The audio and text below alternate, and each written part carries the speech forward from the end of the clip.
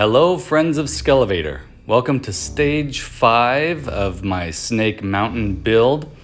As some of you know, this is a Snake Mountain I've been working on. It's loosely based or heavily based on the Filmation version of Snake Mountain. We got a little bit busy, our family and I had to take a little bit of a break from working on this thing. But now I'm back at it. Started up again in July. Here I am completing the spires, which are the sort of the Devil's Postpile style stone pillars that align the sides of Snake Mountain. And as you can see, I'm using a hot wire cutter to make those spires, and I'm also using it here to sculpt the demon face, the mountain demon face that is on the side of the toy. I decided to add this to the Filmation Snake Mountain, even though it's not in the cartoon, simply because I love this design. Kind of reminds me of a Muppet, and I love Muppets, and I've always loved that demon face. I wanted to make sort of an exaggerated version of this with a mouth that's more open, so it can be a doorway. So I'm using my hot wire cutter here to sort of sharpen the pillars, the stone pillars that will poke out from the top of the mountain. This hot wire cutter with the orange handle, I got it on Amazon, and it's great, although I kind of killed it building Snake Mountain, and I had to get another one, which I'll show you in a little bit. But just so you know, the hot wire cutter works really spectacularly well with the purple insulation foam, and especially with this white sort of lighter foam that I've gotten from packages that we've received in the mail.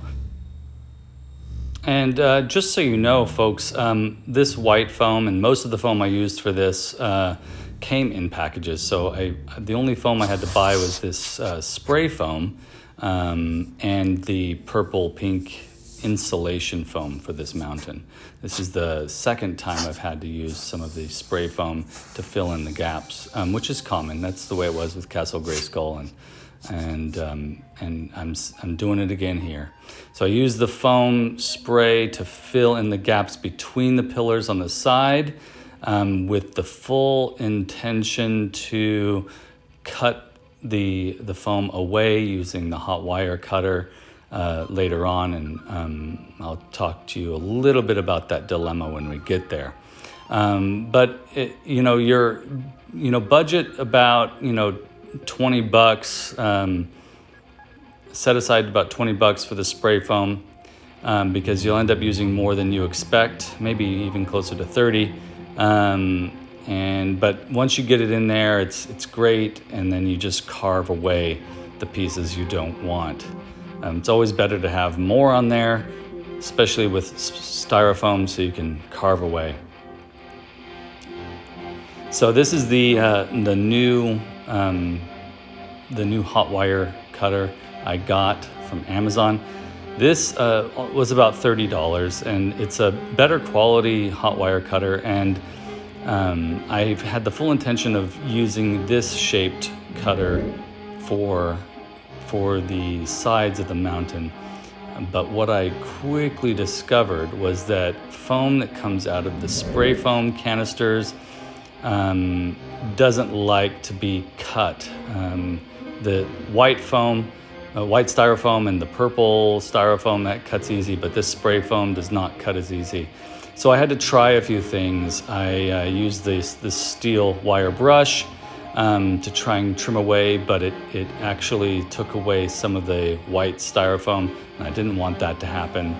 So then I just tried to pick away at some of this stuff with my fingers, and discovered that was the way I was going to have to reduce some of the bulk here.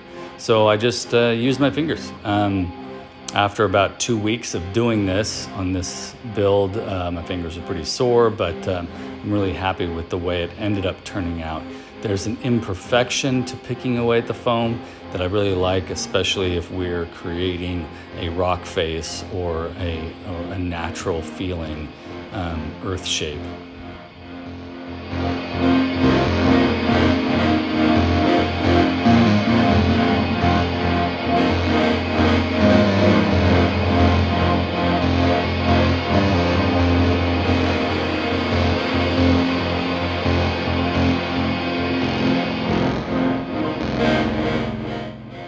So after taking a few days here and there over the course of about 2 weeks, I was able to trim away this foam with my fingers. And I'm really happy the way it filled in the gaps. I was able to add additional elements that the mountain was missing previous to doing this, and give this thing a little bit more character, fill in some of those gaps that I didn't like. And we're getting real close to being done with this thing.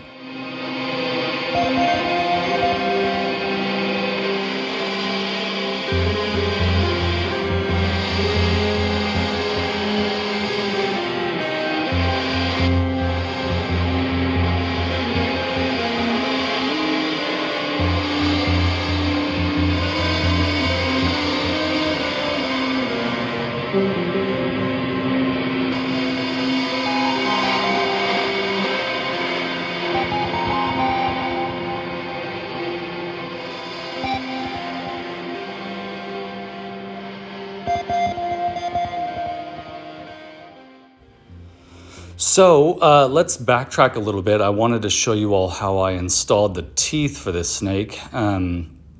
Each of these sharp little teeth were sculpted from air dry clay. I just rolled them up and made them the way I wanted them to look and let them dry. And then I used Loctite glue to stick them into the mouth of the snake. One piece of advice is that since Loctite glue takes a while to dry, you definitely want to put the little bit of glue on the object first, let it sit for about 5 minutes, and then place it in there, especially when you're trying to have something stick to an underside like this. Otherwise it just keeps falling out. And I could have done this earlier, but I just wasn't sure how I wanted the teeth to look. But now as you can see, this turned out pretty good. I even put a little tongue in there using air dry clay. I'm real happy with it. So folks, please click like and subscribe. You can find Skele Vader on Instagram and also on Facebook. But the next video is coming up. It's gonna have, I'm gonna add that wolf head, and I'm gonna add the paint. So stick around and I'll see you next time.